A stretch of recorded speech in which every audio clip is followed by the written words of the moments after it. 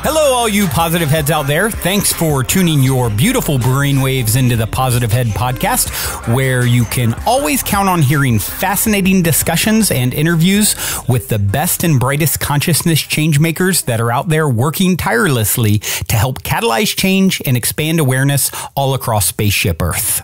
And if you enjoy the Positive Head podcast, please be sure to subscribe and follow us on iTunes. And if you would, please give us a good rating and review as well. Even if you don't want to take the time to write out a review, at least take 5 seconds to give the show a star rating. I've been asking for more reviews and ratings for some time now, and based on the number of listeners the show has, I can see very few people have actually taken the time to rate or review the show. So I'll ask again, really nicely. Please rate us on iTunes. You don't want me to have to ask again because, well, you may not be sorry, but I could quite possibly be weeping gently like an infant girl, and really nobody needs that kind of problem. Also, this week's episode is sponsored by Procabulary.org. Procabulary offers a brilliant new online language course that I just recently completed myself called Core Language Upgrade.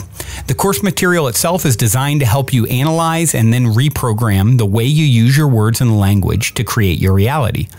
I personally believe the words you choose to speak or write out is referred to as spelling for a very good reason. You're literally casting an energetic spell every time you open your mouth, which means it's of the utmost importance that you have a foundational understanding about the power or lack of power that the words you're choosing to use conjures up. I strongly believe language mastery is a highly important skill set that way too few people have taken it upon themselves to become educated on. And, for those of you that are regular listeners of this podcast, I'm constantly talking about how we all create our reality with our thoughts and words. And what Procabulary does is actually provide you with an incredibly easy to follow roadmap that shows you how to go about reprogramming your language so you can start getting better results in every aspect of your life. And the great thing about the Core Language Upgrade course is that it only takes about 10 minutes a day spanned over 21 days to complete. I personally found the minimum daily time requirement made it really easy to digest and assimilate the empowering information I was receiving each day. Now, as a Positive Head podcast listener, if you decide to go to Procabulary.org and purchase any of their online courses, you automatically get $50 if you use the promo code POSITIVEHEAD, all one word, on the checkout page. I personally recommend everyone starts with a beginner course. It's called Core Language Upgrade, and the retail price for that course is $299. I'd say it's worth every penny, but with the Positive Head promo code, it only costs you $249 after your discount. Also, if you need more convincing about the power of Procabulary, check out the Positive Head podcast where I actually interview Procabulary co-founder Mark England, and we discuss language mastery in great detail. All right, all you positive heads, on this week's show, I am super excited to have Dr. Kelly Neff here with me. Kelly is a psychologist, author, and founder of thelucidplanet.com, as well as host of the Lucid Planet radio show. Hello, Kelly. Welcome to the show. Hi, Brandon. Thanks for having me. Oh, thank you so much for being here. I've been looking forward to our conversation for quite some time. We're going to talk quite a bit about relationships and open relationships and things like that. Something that is definitely key in my own life. And as we talked about even before beginning the podcast, a lot of energy around it, even in the last week. So it seems, being such a fan of synchronicity on the show, it seems very synchronistical that we're having this conversation right now for me. So absolutely. So yeah, I'm anxious to dive in. So before we get into too much, I think I always like to start with my guest to just hear a little bit for the audience. If you could tell us maybe a little bit about your history and what led to you doing all the amazing work that you're currently doing. Oh, thank you. Well, I am a psychologist. I always knew I wanted to become a psychologist. I wanted to help people. And I was actually a professor of human sexuality for 7 years down in South Orange County. Oh, really? Yes. My neck of the woods. Yes, exactly. I actually used to live in Newport Beach. I saw that you were there, and yeah. But now I live in Colorado. Woohoo! And I kind of had this spiritual awakening. I don't really know how else to describe it, where I realized that even though I was going through the motions and doing what I thought I was supposed to be doing, I didn't feel really all that fulfilled. And I didn't feel like I was really reaching as many people with these messages of love and self-acceptance and kind of accepting your sexuality and all of these topics that mean so much to me. I didn't feel like I was really being able to reach that many people. You know, when you're a professor, you're grading, you're adminning, you're dealing with students, right. You only really have a couple hundred people every year that you can really come into that much contact with. And so I had this kind of awakening, and I decided to quit my job, and same with my partner, James, and we moved to Colorado, and I started the Lucid Planet. And really the whole idea behind the Lucid Planet was helping to guide people along this awakening and helping them to become the best version of themselves, whether we're talking about spirituality or culture or art or psychology or science or health, and especially sexuality and sex and relationships. And so through that experience, my partner, James, and I, we are both non-monogamous people, and we've both cheated and been cheated on and had very jaded, I'm divorced. So we kind of had these jaded views about monogamy and always felt that we didn't belong in monogamy, but we didn't really know what our alternatives were. And so we began exploring those together, and we had an open relationship. And I'll talk a little bit more in a bit, I think, about what that looks like. And then in the last kind of 6 months, we became polyamorous, which means that we were pursuing actual kind of loving, intimate relationships with other people in addition to with each other. And right. So as opposed to just having maybe a, casual encounter or one night stand or something like that, it's actual other relationships. Yeah, I think, open relationships is a huge category. And a big problem with this is a lot of this language is very new and it's very subjective, and we don't really have paradigms for understanding. There's so much stereotyping with it as well. Yes. People think of Mormonism absolutely. Only, or something right. creepy and not something that's really based on unconditional love. Yeah, they think you're talking about sister wives. Right. Really, open relationships is any relational situation or organization or whatever structure you want to call it, where there's more than one person involved in the party of two. And right. So we started off by having sex with another couple, and what I guess sexology would call closed group swinging, where we had this other couple that we would have sex with, and we're both bisexual, so we would all have sex with each other, all in the presence of each other and not anybody else, and we would never go off and be separate. And that went on for a while. And then we moved out to Colorado, and, there's just so many beautiful people. Well, there's beautiful people everywhere. But we met a lot of really interesting people. And so we started to pursue just bringing another person in that we would both be intimate with together, having threesomes with girls or threesomes with guys. And that went on for a little while. And that was still kind of under the open relationship bracket. But it wasn't until about, say, 6 months ago that we actually started having that intimacy separately from each other with other people, and also still ongoing sharing people too. So again, these things are very fluid, but the idea behind it all is an open relationship. Generally speaking, it could just be about the sex. Whereas in polyamory, you're really trying to create something that's deep and meaningful. It's the idea of multiple loves, and the word polyamory, right? It comes from the Greek for many, which is poly, and the Latin for amor, which is love. So polyamory, many loves. And, this is, it's a concept that a lot of people have a problem with, or like you said, there's some stereotypes, or there's kind of a lack of understanding. So much stigma. Yeah. I always say, and I'm not as far down the road with this whole thing as you, or nearly as educated, but it's something that I have intuitively known for a long time, having explored monogamy for many, many years, that it felt right for me to explore that. And I'm just doing so with my current relationship for the first time. And, people sometimes look at it like, oh, okay, you're just like a pervert. They want to sleep with anyone and everyone you see. And it's definitely, I guess it could be that for someone. For me, it is all about the idea of, what if I bump up against this other human who is very significant to me on a soul level. It's someone that I've shared many past lives with, or, you have that connection. You have those moments where you meet someone. It happened to me at Burning Man this year. This girl was standing next to me. I looked at her and it was just like, oh my gosh, who are you to me? I get talking to her. There's this crazy connection. She's there with her partner, a guy from London. I ask, we get talking. Lo and behold, she grew up. She asked my last name. Where'd she grow up? She grew up on Beecham Road, which is like my last name. And there's just like a feeling that comes with it all. And so for me, it's like, once again, I'm like very novice in this whole world. That's why I'm so excited to kind of pick your brain and hear all your experience and insights and so forth.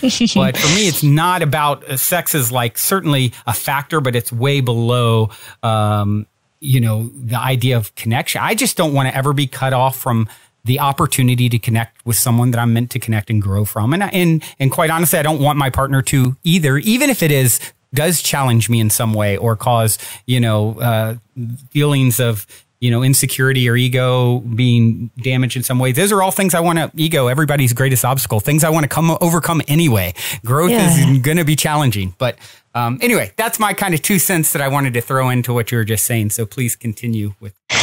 Absolutely. Well, I think you bring up a really beautiful point, which is it's hard to find love in this world sometimes, and many of us go through life feeling alone and feeling lost and feeling like nobody can understand us.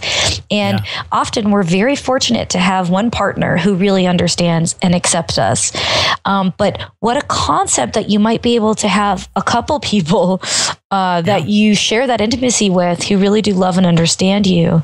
And, what does that look like? I think we all have our own theories on twin flames and soulmates. And one of the theories that is the most appealing to me comes from a very dear friend of mine, an author out in France. And she wrote this entire, Anaya Sophia, for those of you who are interested. She writes about sacred sexuality. She does amazing workshops. She's in Europe right now.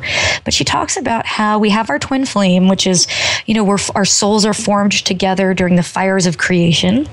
And that's like a yin and yang type symbol. But then she also uses the seed of life as a symbol for our soulmates, that in addition to our twin flame, we have 12 soulmates, 6 male, 6 female. Yeah. And each one in each sign of the zodiac.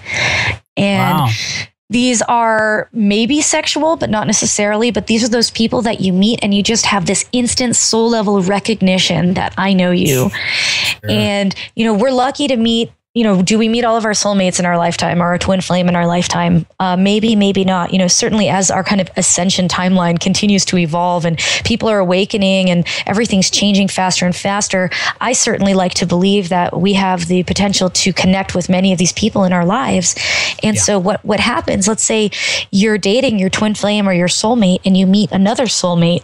What do? If you are monogamous, this can be a huge source of conflict in your life.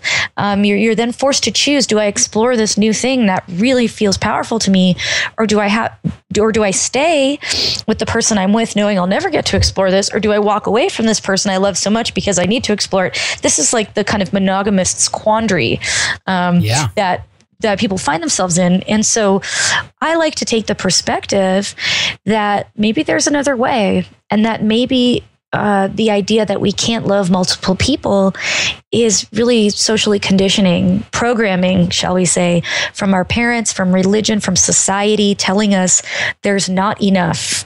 There's not enough food, there's not enough money, there's not enough oil, there's not enough water, there's not enough love. That we have to compete for love and attention. And what if we switched our programming and decided, love is abundant, actually, and love is really the only thing that can. I like this statement that it's the only thing that can be divided endlessly and grow. Exactly. It does not diminish. It's truly infinite. And so, I like to use the example of I have a favorite song. I listen to it all the time. I have another favorite song. Does my first favorite song get jealous because I listen to the second favorite song? Exactly. It's a great analogy. It's so true. It's almost, you can take it to non-romantic relationship and use the same thing. It's like, oh, because of this love I have for my mother, does that mean it somehow eats into the love I have for my father? Or a child, for one child versus the other. It's the same kind of thing. And why have we decided that this romantic form of love is somehow limited? And it's just like you said, and in my opinion, which is why I'm traveling a similar path to you, just much greener in it, as I said. And it's because you look at things even like Christopher Ryan's books, Sex at Dawn. It's fascinating when you say, wow, 5% of humans' existence, we have had these pair bonding monogamous relationships. Before that, we were hunter-gatherers, and it was shared resources, and there was no jealousy. There was no. It's when we started using ownership of land and thing, and then it became ownership of women, and then and it just, it's not even we're hardwired into our DNA. If you look at the evidence, I recommend anyone to check out that book. Yeah, I mean, prior to that agrarian kind of model, say 10,000 years ago, we were polyamorous, basically. We lived in these societies where everything was shared, and we've kind of forgotten that. And that book is great because it kind of reminds us how we've let Darwinism kind of brainwash us to all things. Sure. And Darwin was fantastic. He had a lot of great ideas, but that doesn't mean he was right about everything. Absolutely. Absolutely. And so what does that really mean? Could that be why for so many of us monogamy feels unnatural, but we don't have the language to discuss it? We just know that it doesn't really feel right.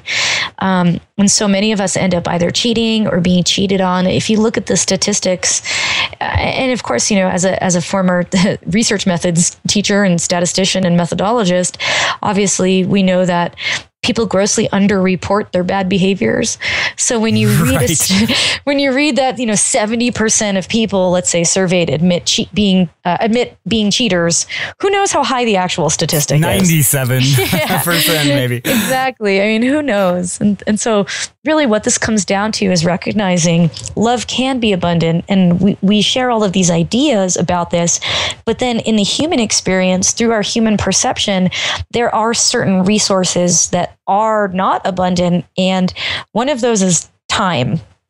And this is the one that really, I think, throws a wrench in the works for polyamory, is that you only have so much time every day to do everything you need to do, and to see your partners, and to, do your work. And we've been asked, my partner, Jimmy Ohm, and I, we actually traveled the country this summer doing workshops on this topic. Calling them various things. Polyamory 101 was my personal favorite because it's really introductory. And, as much as, I am educated in this field, and I was a sexologist and a human sexuality professor for a long time, I'm still very new to this. Still been only polyamorous for like 6 months. Wow. And so I'm not saying that I'm the expert here. I still have a lot to learn as well. And I love, having a dialogue and a community to discuss this with. And I think that's really important. That's something we don't really have growing up, is kind of dialogue and language about these ideas. But one of the things that people always ask us are like, do you have a job? Do you have kids? I mean, how do you have time for all of this? Yeah, totally. And it's like, well, you have to make time. And you have to kind of learn to budget your time. For example, I had Janet Hardy on Lucid Planet a couple weeks ago, and she's the co-author of The Ethical Slut, which really is like the Bible of polyamory and one of the most important books that's ever been written. And she says, I used to say a day planner is a slut's best friend. Now it's your Google Calendar. But it's true. You have to kind of really, if you're going to do this, there's several things that you really need to do and be aware of going into it, that many of us jump into it. We're excited. We want to experience these things. But the practical side, there is an element of time management and an element of very honest, direct communication that has to occur. And if those two things don't occur from the start, then there will be problems down the line. Yeah, I fully agree. I mean, for me, as I said to you earlier, it's really synchronistical, the timing of this, because, I've been with my current partner for a year and a half, and we kind of went into the relationship both having talked about having sort of open relationships, but never exploring it to any degree. And really in the last 5 days ago, for the first time ever, she really connected with someone else. And it was, and I was there, and it challenges you on all levels. And one of the things and in the last few days, I've reconnected with an ex-girlfriend who I actually met my current through, who I still love dearly and want in my life more than anything. And so that's caused all kinds of challenges in her, and her situation brought up, challenges in me. And one of the things that came up is like, look, more than anything, I just want to know everything. I want to know the exact truth. I don't want anything sugar-coated. And I think that's sometimes what people can try and do. And of course, what is one of her big concerns? Time. What about time? What about time? And what I found in my limited experience with this sort of thing is when in just people and regular relationships in general, when you're always with someone, you tend to take them for granted. And when you have some time away to appreciate, then it's kind of the old, quality over quantity approach. I'd much rather have really quality time with someone who I'm really, really appreciating, and vice versa, rather than, okay, I'm going to be home every night at 5:30, on the couch eating potato chips, not really having any kind of great, meaningful interaction with you. You're just there again, and I'm bored to tears, even though you're great, because I take you for granted. And I think this is, as challenging as this road can be, certainly is probably as challenging or more than a monogamous arrangement. I think it's leads to so many good things.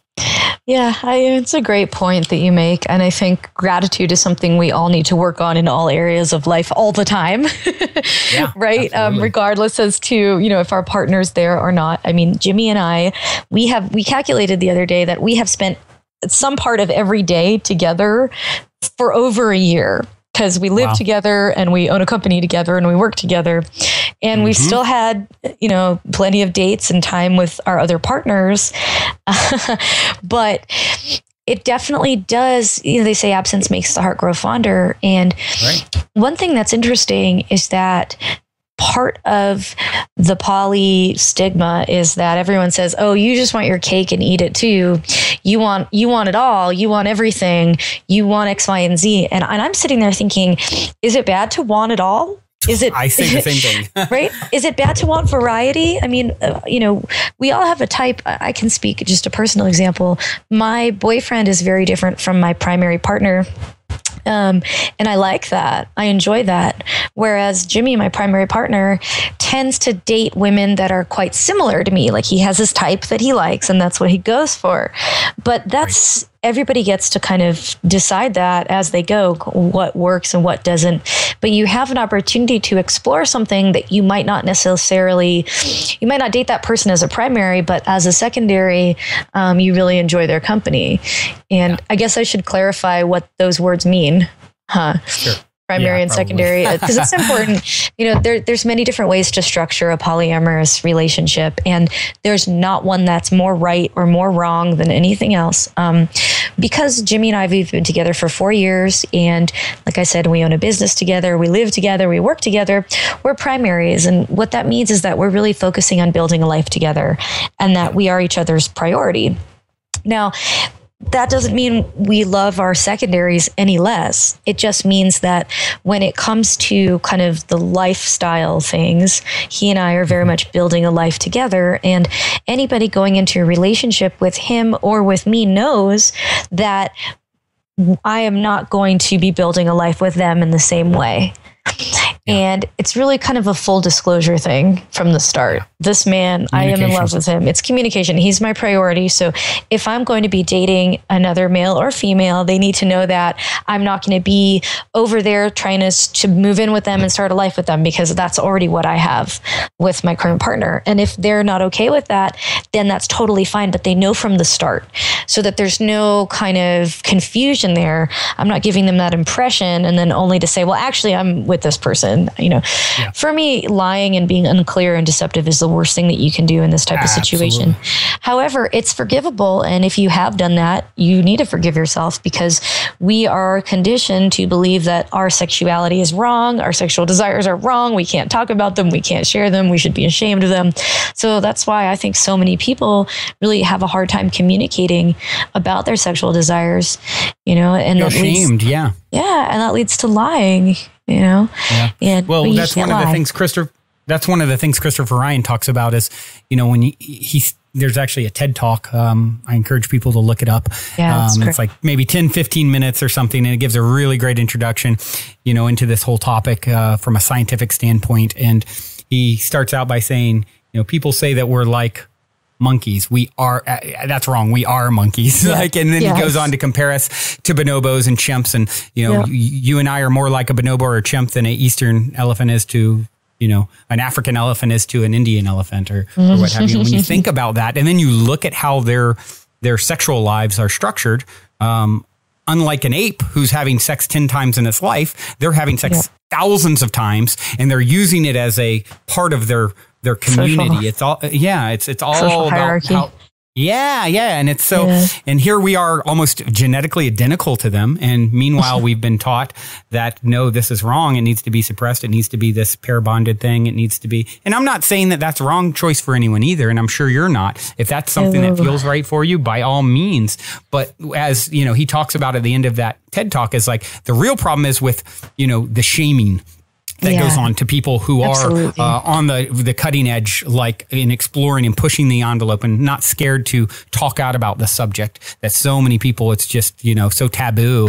And, it's something that I think time has come and more people are opening as we are evolving and advancing spiritually. And for me, perspective is that we're all ascending vibrationally. We're coming back into awareness of who and what we are. We're one with all things. Yeah. We're one with each other. So as we do that, it seems like only natural that this sort of thing, ego is going to become less of a concern. And yes, it's going to have to be overcome. But as it's overcome, why would I be threatened by another me in another physical body? It's all reflections. It's all a part of self. And I think for me personally, that really helps to kind of deal with it when I, even in the last few days, kind of get upset or challenged or tripping a little bit. It's like, hold on, take a step back. It's just another you, and then you kind of relax. And also, your love for your partner and wanting them to be happy and wanting them to experience whatever it is that they want to experience, and being able to have compersion. If you haven't heard the word compersion, or listeners out there haven't, compersion is essentially the opposite of jealousy. It's being happy for your partner when they get to have, or happy for people when they get to have new experiences, particularly sexual. So instead of being jealous that, you saw your partner connecting to someone else, you feel compersion. You feel like this joy in their joy of being able to form that connection, because you know how much it means to them, and you know what a wonderful feeling it is to make those connections.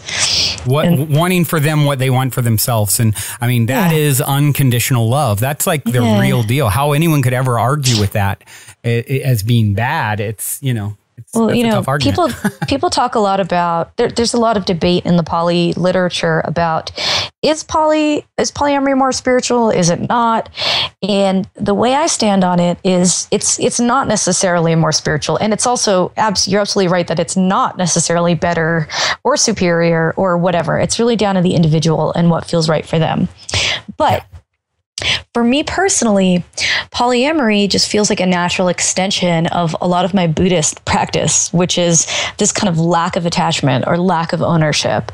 I feel very strongly that not only do I not own another person, but I don't own any of these material possessions. And I don't even own this flesh suit that I'm returning to the rental car shop at the end of my life, not getting my deposit back. So I really, so trying to kind of turn a relationship into any level of ownership that you have control or say over what they do with their physical body, it doesn't really make sense in terms of the way that I see the world.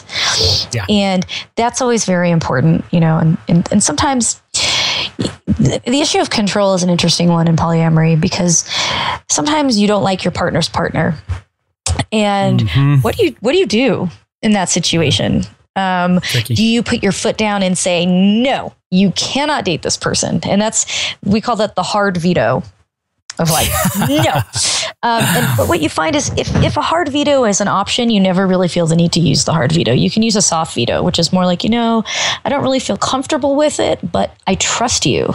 This really comes down to trust. And you have to trust that your partner, whoever they're going to be dating, that they're going to make the right decision for themselves and for you. And if they don't, then, maybe that's a sign that there are problems in the relationship that need to be addressed. If your partner's dating someone who's blatantly disrespectful to you and you raise that concern and your partner doesn't address it and your partner's partner doesn't address it, then that kind of shows you to a certain extent where you stand. And then you get to make a decision, or you get to behave however you choose based upon what they're showing you with their behavior. And again, this is the type of thing that we leave ourselves open to. Our sexuality is a spiritual practice for me. It's an energetic exchange. So when you're sharing your intimate space with someone else, it's very important that this person, at least energetically, is in alignment. And if they're not, that your partner can kind of recognize that. Doesn't mean they don't have to stop, or that doesn't mean they have to stop dating them. But it's just good to kind of always be conscious of who you're sharing your intimate space with. And that's why, for me, polyamory is just not an excuse to go screw everything that moves. I mean, that is not what this is about. Because, again, there's a certain level of presence and a certain level of kind of focus on making sure that the people in the intimate space are the right people. That's why you want to actually build intimate and deep and loving connections with these people. And if I can't have that with a partner, I'm probably not going to pursue them, because where I'm at in my life, I want to make sure that, this is really serving my highest good, having these sexual experiences and sharing this space, that it's being done in an ethical and safe and responsible way. And that's just a common misconception that people have about polyamory, that it's just like a license to go screw, which it's not, at least for me. Maybe for some people it is, and that's fine. Yeah, absolutely. Yeah, and that was my point earlier. For me, exploring this lifestyle has been all about like wanting to be able to be open to having like deep connection with another being aside from my partner, because I know that's possible. I know I've already had linearly monogamous relationships where they all really meant something. We're all really special. And it's like, why does it have to be this linear thing? Because, and then when you look at it, it's like, because it challenges someone's, ego. And I totally agree with you. It's not necessarily more spiritual, but I can see why, as you're advancing spiritually, it becomes more and more of an attractive option, because you are seeing things more from a oneness, wholeness perspective, less of separation, more of, inclusion. Unity. And so I think it kind of can naturally lead down that road. One question I have for you is, and I hear this a lot when I've talked to people about it. They're like, well, I think that's something you've really got to start out doing. You can't start in the middle, and I'm curious what your thoughts are. If there's people out there listening who've maybe been together for 10 years and now they're realizing like, they both can acknowledge the fact that they love each other like crazy, but yet they would love to have some other type of experience. I can think of married couples in my own life that you get that energy all day long. And it's, what kind of advice would you give to someone who is already, many years down a monogamous relationship? Well, I absolutely think that we are constantly evolving and changing and transforming as we go through life. And a big part of any committed relationship is to be with someone who you can grow and change with. And so absolutely, people who started off monogamous can become polyamorous, just like people who start off polyamorous can become monogamous. Believe it or not, that happens too. But it really comes down to communication and setting boundaries. And to me, starting slow. There's something to be said for consent and permission. And so it might be, hey, I'm really attracted to so-and-so, and I would like to take her out on a date. How do you feel about that? And if that partner says, I really don't want to do that, I'm not ready for that, then that's the time to say, okay, well, maybe the three of us could all hang out together. Or maybe their partner says, okay, but I'm really not ready for you guys to actually be having intercourse. But if you make out, that's okay. Yeah. And, it starts there. And respecting your partner's wishes and asking for permission and consent beforehand rather than after the fact, I think is really important when you're opening up a relationship. There's a great book out there too called Opening Up. I can't remember the name of the author right now, but yeah, and it talks about exactly this concept, which is how do you take an existing relationship and then turn it into a more open or poly relationship. But this is how it doesn't work, in my opinion. Hey, sweetheart, I'm really interested in so-and-so. I think I want to go out with her. I'm not sure. Okay, great. And then like a week later, oh yeah, we had sex last night and I really liked it. Yeah, totally. That's not a way to start it out. After you've been doing it for a while, that might be totally fine. When Jimmy and I started this, we weren't even sure that we really wanted to go on separate dates without each other there. We love each other so much. We love having sex with each other. We love having group sex with us and other people. So we weren't really sure if sex just separate was what we wanted. And we're friends with another couple who are dear friends of ours. And they said, oh yeah, if, he came to the house with a girl and they were upstairs having sex. And I was like, oh my God, does his girlfriend know? Is she going to be upset? And he said, oh yeah, we're open like that. If we just hook up but don't have sex, we don't even need to tell each other. And we only tell each other after the fact if we have sex, and it's all cool. And they were so kind of like matter of fact and so chill about it. And I remember saying to Jimmy, I could never be like that. Yeah. But now fast forward, and after kind of building up that trust and going through those boundaries and going through the feelings, actually experiencing the feelings, it's always, you get stronger. And so now it's like, if he comes back, like if he goes on a date with a girl, I'm expecting them to have sex, and he'll check with me beforehand. But once they've already been intimate, I don't need like constant updating and permissions. It's like all good. Like I give my consent up front. Yeah. But again, this is something that people build over time, and they build in their own way, and there's no right or wrong way to do it. There's always that first time is always an interesting one. Like I remember the first time I knew that he was out having sex with someone else, and I was at home just like sitting there, and it was the strangest like flood of emotions. Like I was turned on and I was excited and I was happy for him, but I was also like weirded out and jealous and like wondering what was going on and like just thinking about it obsessively, like I'm trying to write and I keep getting sidetracked because I'm like in my head. And that's when you do some breathing or you do something to distract yourself. Or you just, again, focusing on that compersion and like, oh, wow, he's probably having a blast right now and I'm happy for him.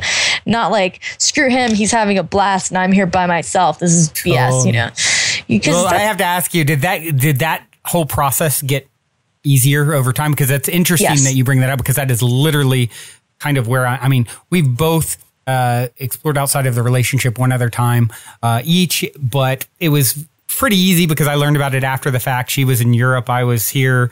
It was, it was a little more challenging for her because there's more connection with the person that I was with. And now for the first time, coincidentally, synchronistically in the last week, she connected with some person and, this guy and there's, she's talking about getting together with him. And I'm thinking, oh my gosh, that night, it's one thing what happened when you're in Europe. And I found out after the fact, I was like so cool about it. It didn't hardly faze me, especially because I was spending time with someone else too. This is totally different. You're actually like, really interested in this person, and what am I going to be doing now? That's all I can think about is what will I be doing? Sitting at home playing video games, or I don't even like video games. Like, what am I going to, I got to find something to distract myself. So it's funny that you mentioned that, because that's literally something that is staring me in the face right now. It's a rite of passage is the best way to say it. And like my advice after going through it and counseling and talking to other people going through it is like, actually sink in and allow yourself to feel all of those emotions,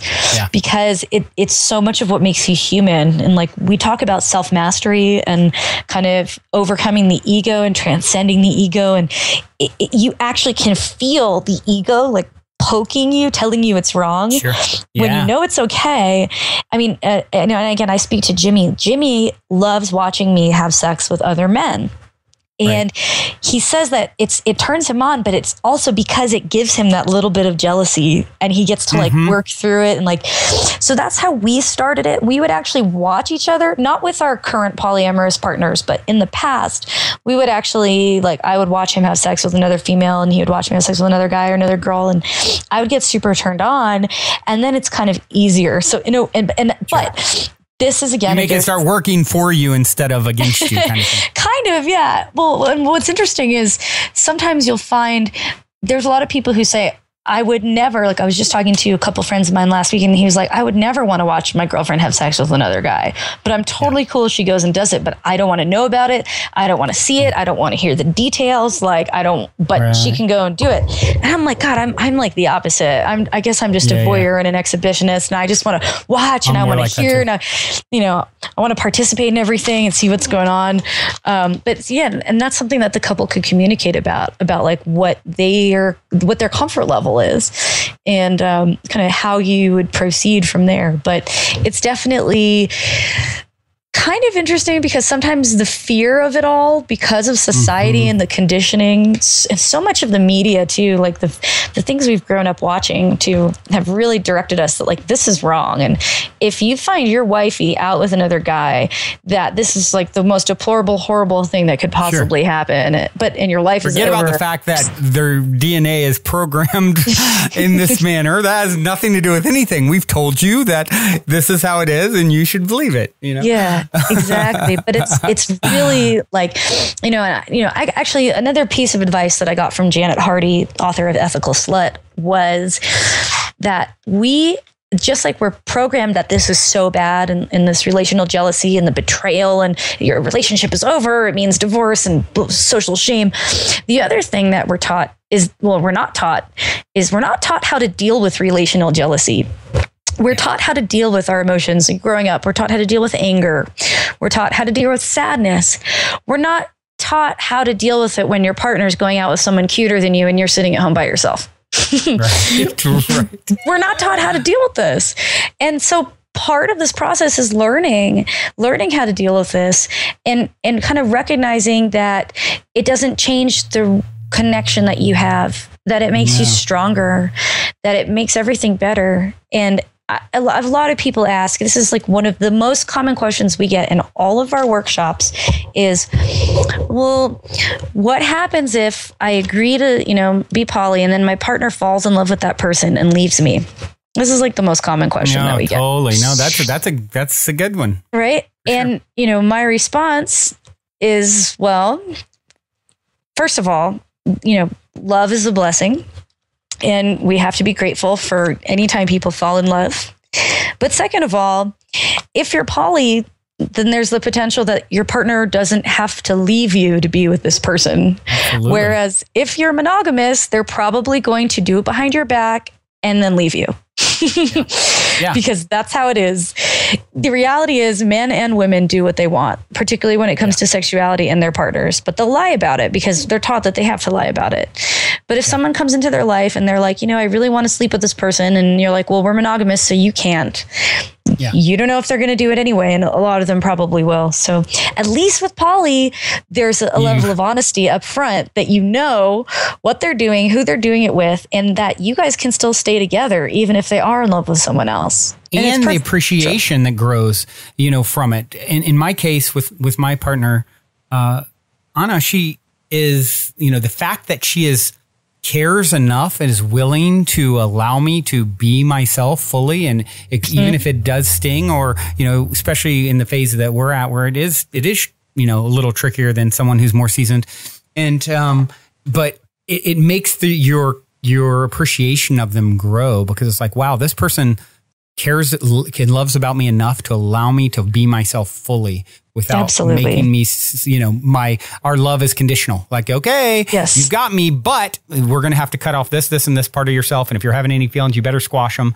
And if you're someone like me who's like lying and cheating and all those things just are not something that resonate with any part of your being, I want to be a transparent, person on all levels. It makes you appreciate them. And if they do leave you, then you know what?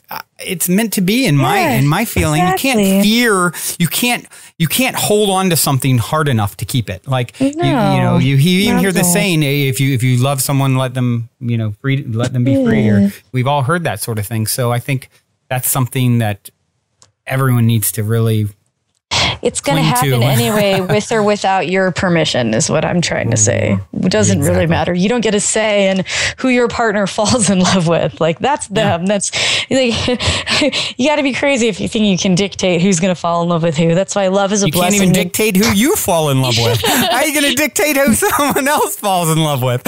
It's like, this stuff goes way beyond like our understanding. In my opinion, I think it's soul level things that are happening. Yes, exactly. And and that's exactly, it's like if I come up and run into someone who is as you talked about, a soulmate or twin soul or whatever it may be, and this is someone I have this history of lifetimes with and being, forged at the beginning of my creation or what have you. It's like, how can you say no to, me interacting with that person or vice versa? It just makes no sense when you look at it from that perspective. I completely agree. And so it's funny, right? It flips everything on its head, and all of this kind of, the more spiritual practices about non-attachment and not loving unconditionally, when you apply them to this, they make a lot of sense.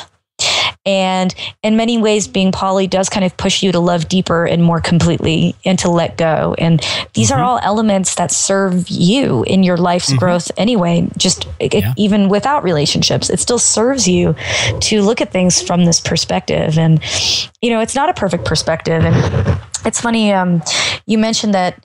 Let me ask you a question, because there's a trend that I'm noticing, and I'm just curious what you think about this. In your relationship, who's been the one to kind of push out of the box first? Is it you or your girlfriend? Me. It's you. And so, but I'm sorry. No problem. I guess I should say, but you mentioned that she had recently connected with someone. Yeah, for the first time. Like I said, I really connected with someone first. She was out of the country. I told her all about it. She then proceeded to, I think, pacify herself with meeting someone, very randomly, that I don't think there was a lot of major connection. I think it's more physical than anything, and, whatever. Whereas mine was more of, there's a lot more connection happening. And that was a few months ago, and we've been together a year and a half. And then just last weekend, for the first time, we were at, symbiosis gathering together, and she meets someone that she feels like a very strong connection with. And that's been, and it's just funny how this week, like I said, the synchronicity of this conversation this week, because then my ex-girlfriend, who I adore and want in my life, more than anything, finally opens up to start talking to me for the first time in a year and a half, the very next day. And funny how that happens. Yeah. So now she's talking about possibly getting together with this person. They spent, an hour or two together, this past weekend. She wants to see him again. And then there's been a lot of, it's like, it kind of comes in waves of dealing with the emotion of it. It's like, okay, well, this is all my doing. Then there's things about the person, like you brought up, that I'm just like, I don't know. Like, have you seen their profile pictures? They're doing this or that. And like, do you really want that in your life? Like, and it's just like, then I'm like, okay, that's just all like reactionary ego stuff. Take a chill, Then all of a sudden, next thing, it's her emotion about the ex, because she knows how much I care about this person. And then it's like, there's the fear of, oh my gosh, you're going to leave me for them. And, so it's just processing all the stuff, but we're being brave and we're like facing it head on and saying, okay, I'm going to process this. I'm going to challenge. I'm not going to run from it. Like one of the trends that I noticed. Oh, I'm sorry. No, go ahead. Okay. Well, yeah. I mean, that's generally it's the guy who really is pushing for it and kind of bringing it up, but it's usually the girl who finds someone first that they have a deep connection to. And I don't know why this is. And I think part of it is because generally in our dating world, it's easier for women to find a mate than it is for men. It's just kind of like a generalization that's out there. For sure. And it is. And so what happens is usually the guys are the ones who feel more comfortable wanting to open up the relationships, but the women are usually the ones who find that partner first that they want to date. And it puts the men into a supportive role. And a lot of men, and I'm definitely not saying this is you at all, but a lot of men out there, because of like their conditioning with masculinity and what masculinity means and looks like, they have a problem being put into that supportive role right out the gate. And so that leads to a lot of conflict. And if you go on like the poly forums online, or if you talk to people, a lot of the people I've talked to have been through this, where actually the man is the one who has to be supportive first. And then it takes him a little bit longer to find someone that he's deeply connected to. And for some men, being in that supportive role is a real struggle because they want to be the alpha, or they want to be the dominant one, or, you know, et cetera. And so this is just something like a warning that I put out to all couples wanting this. Men, you think you want this, but often what you end up like all wonderful things with manifestation, you want this, but then when you get it, it's not exactly how you thought it was going to be. And it's very likely that your girlfriend will be finding a partner first. Not always. I mean, there's a lot of variation, of course. But that's just something to be aware of. And I think it's an interesting thing.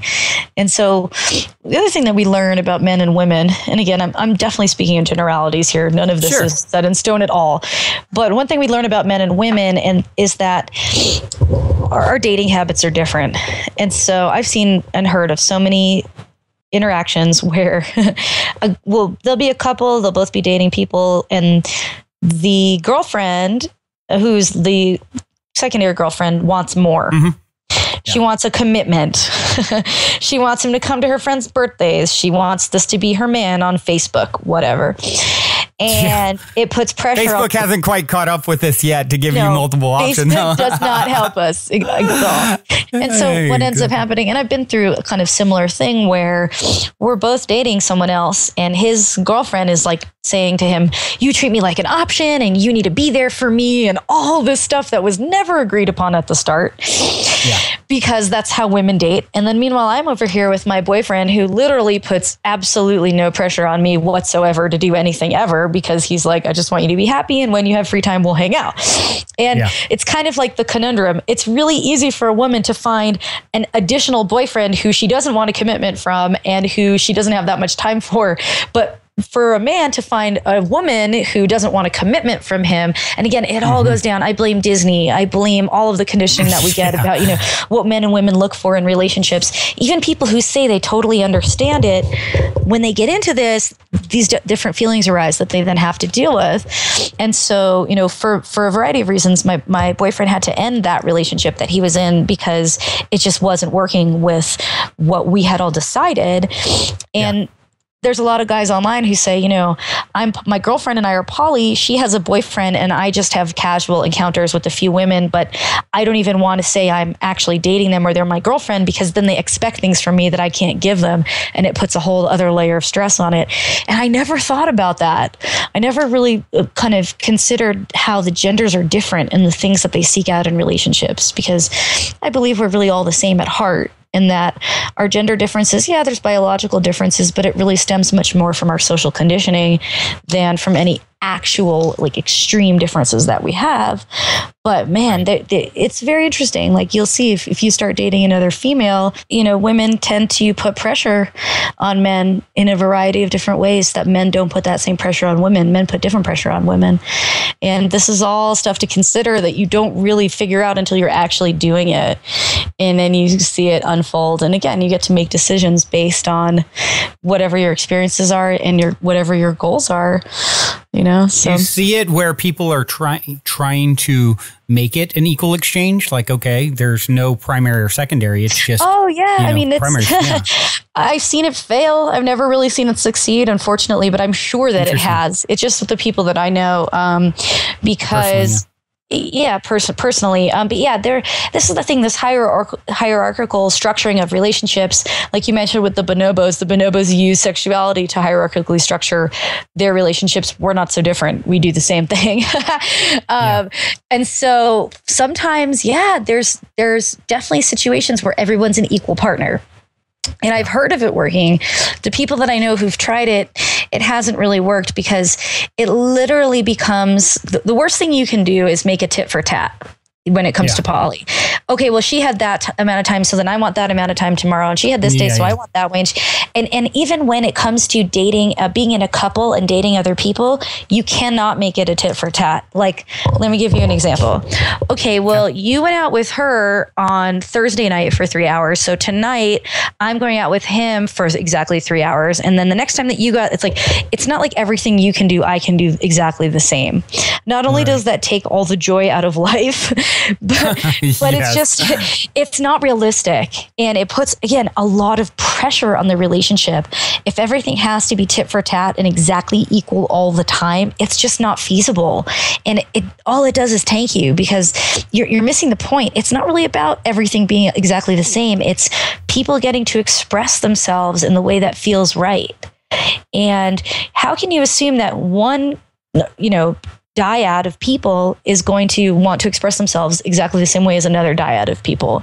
And that therein lies the problem. We have to leave room for subjectivity, and we have to leave room for people to make this what feels right for them, while also compromising with the other people involved. True compromise, not like the compromise of, okay, I get everything I want and then you don't get what you want, and that's the compromise. It doesn't work like that. It doesn't work like that. We have to remember why we're doing this. We're doing this so that everyone has the opportunity to express themselves in the way that feels most in alignment with their highest self. So, like I said, a lot of this poly thing, and trust me, I've gone back and forth even the last 6 months, like, does this really work? Is this really a good idea? Right? Sure. Because it's only natural to ask those questions because you see how it can change things and it can affect people. But this is why, again, I go back to that honest, direct communication. If you tell everybody who's involved very clearly where you stand and how you feel, it's going to make things a lot easier. But if you're trying to hide the truth, even if you're doing it out of not wanting to hurt your partner, they will find out and it will hurt them. There's just no way around it. So there needs to be trust, and that trust is built from honesty and consent and giving permission. The trust is not built from just doing whatever you want and saying that you're entitled to it. And that might be true, but that's not how we build, trust and strength in these relationships. Absolutely. So, yeah. Do you feel the popularity of this? In your experience in the time you've been kind of in, how long have you been kind of on this path anyway? Do you feel like the popularity is rising?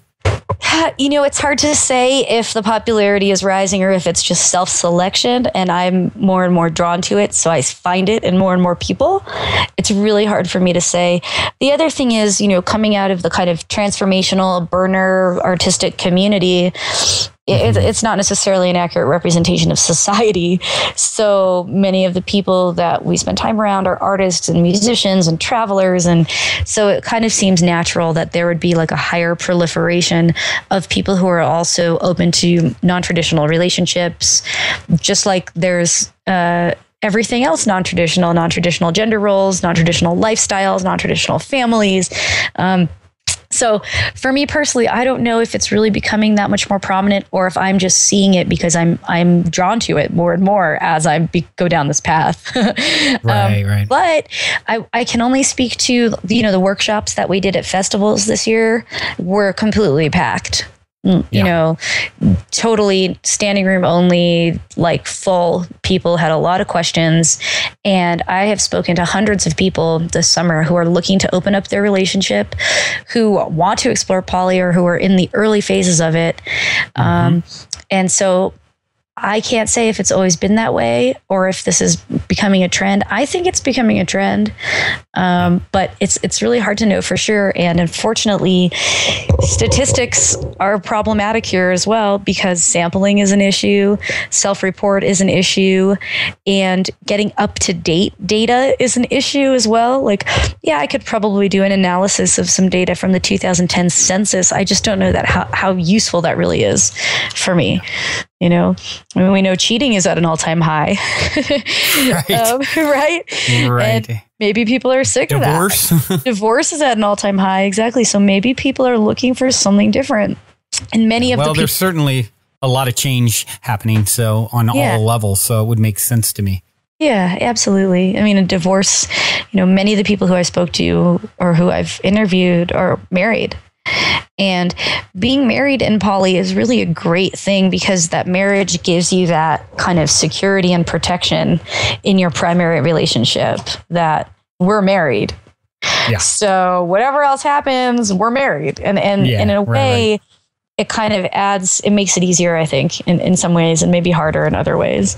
As someone who's divorced and not married to my current partner, I know that if he's with me, it's because he wants to be with me. And that if he falls in love with someone else, I send him on his way with all of the blessings and gratitude I could possibly give him for all the experiences that we've had.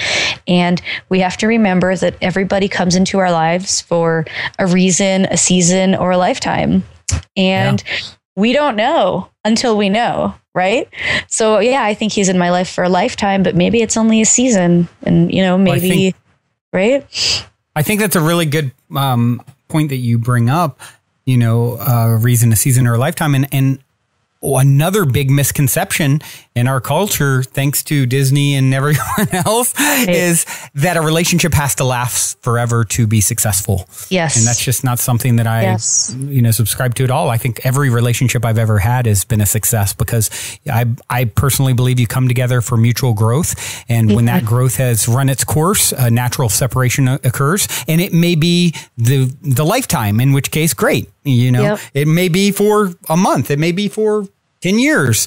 But when you are operating under the premise that if this doesn't last, I'm a failure, it's just, how can you win when you've entered into a relationship with another soul where your actual soul contract is that we're going to grow together and we can get through this course together in the next 5 years. And then it's probably time to grow elsewhere. And yet I think all the pain comes when we get attached and we're scared of losing and letting go. And then we try and force something beyond that natural expiration date. Codependency is a huge problem.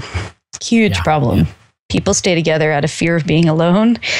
And again, poly is kind of a great way to circumvent that a little bit because you don't have to feel codependent because you can date whoever you want. But it makes me sad when I see that people who are too afraid to split up, but they need to split up, and you want to kind of shake them. You can see it all over their face and in their energy, and there's just like this zombie, thing happening. Like I'm half dead, and I love this person like crazy, but I feel so boxed in, and it's like you cut off vital life force energy when you say, okay, all other options, all other doors have officially closed. You have arrived.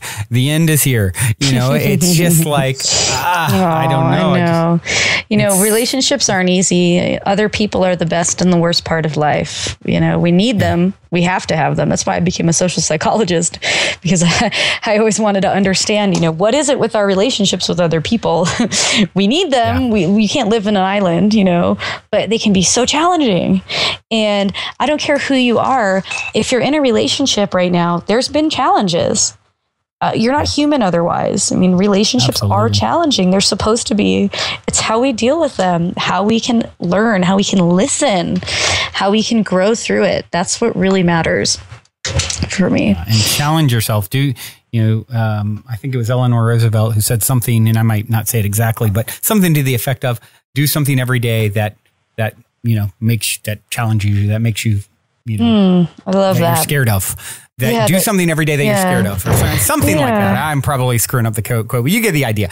And I think that's so important. So many people are just settle and out of fear. And for me, there may be fears with some of this stuff in the path that, I'm walking and the type of path that you're walking. But compared to the fear of just settling into something that doesn't feel healthy or feel stifled, it's worth it. So what's your next step moving forward in all of this? Have you decided? Well, at this point, we're both exploring. Like I said, we both kind of spent time with one other person each. She's just met another person that she wants to spend more time with. We're dealing with kind of that whole process right now in this last week. And ex of mine, as I mentioned, has kind of started talking to me again, and I want nothing more than to have that person in my life. And so I fully intend to explore that as much as she'll allow me to. And so, I just see us progressing probably in very similar fashions to the way that you are, and just taking it one step at a time with how you deal with the differences between, because, neither of us are bisexual, for example, like you and your partner both are. Okay, there's differences, there's differences in what, she doesn't necessarily want to be present if something sexual is happening. I, on the other hand, am okay with that. So for us, it's going to be just a matter of like walking the path and figuring it out as we go. And most importantly, just being as clear in our communications as possible, not sugarcoating things, not just trying to say what the other person wants to hear. Because that's the kiss of death, I think. Oh, yeah. Well, and I'm sure you're familiar with kinesiology, the idea that we can kind of tell intuitively. We have a truth and lie detector built into our body. Yeah. So we're energetic beings, and we're very sensitive energetic beings. And I'm sure that you are, and your partner, and really all of us are. And so imagine, trying to say like, if you're in love with this person, you need to tell me, and she's telling you no, but you feel like it's yes, and what that feels like, and that this is the type of stuff it's hard, and it may or may not happen, but it's just like always listening to your intuition, no matter what. Absolutely.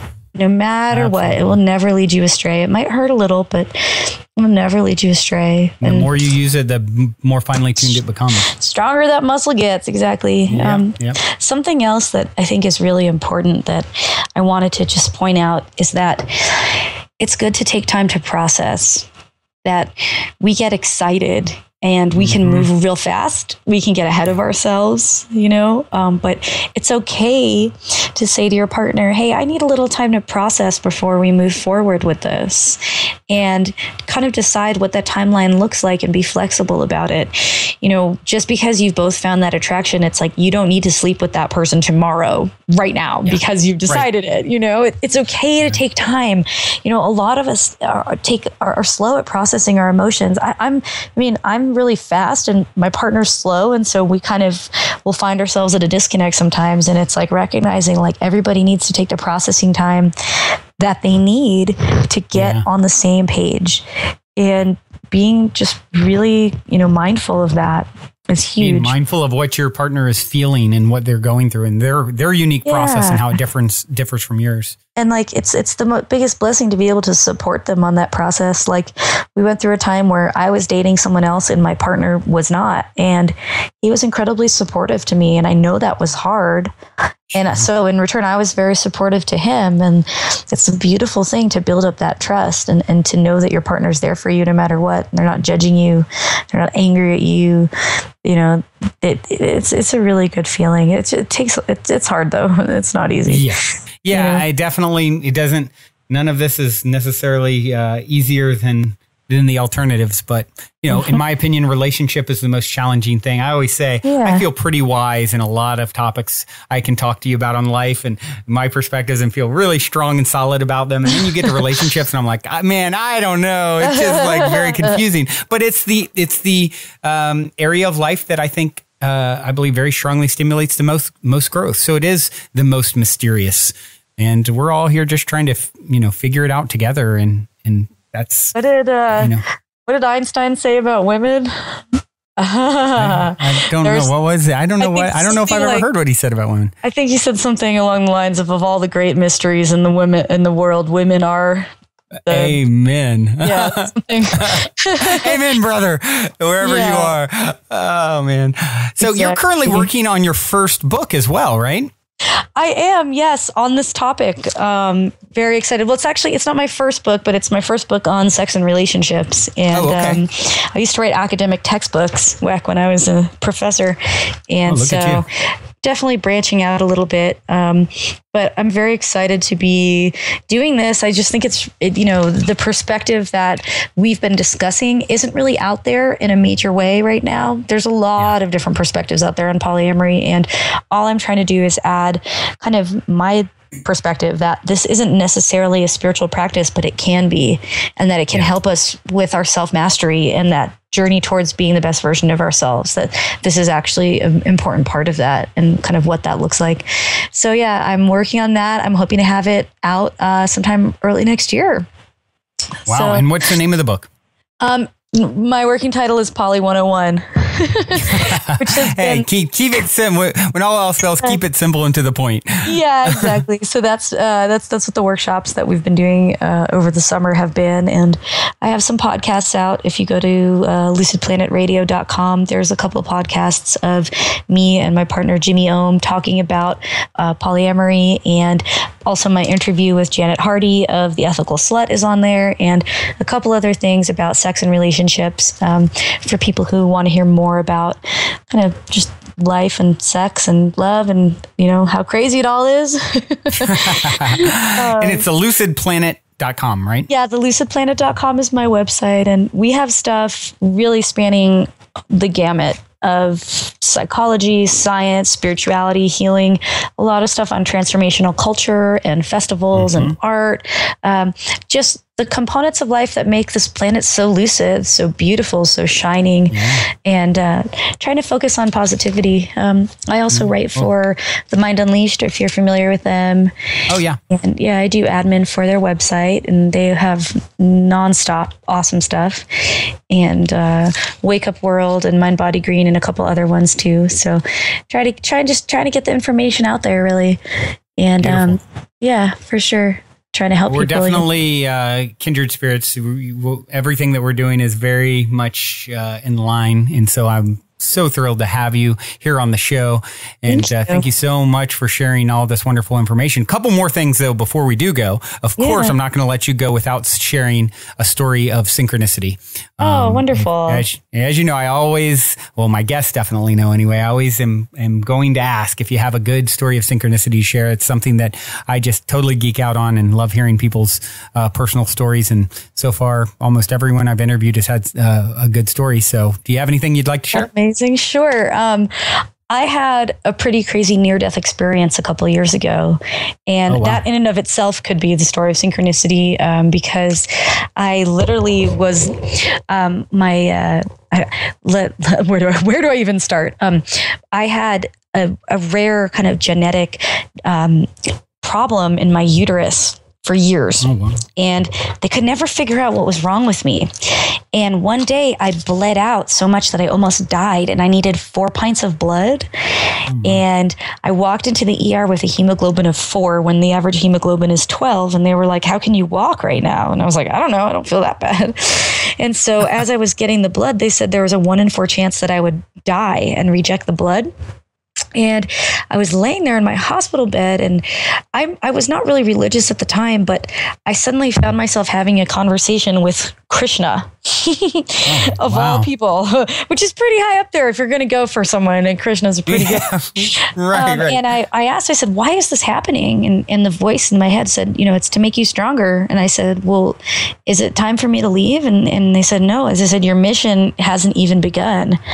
And I was like, "What's my mission?" And the voice was like, "Well, we're not going to tell you your mission. You got to figure it out." But I said, I was like at this crossroads where I had 2 different paths that I could walk down.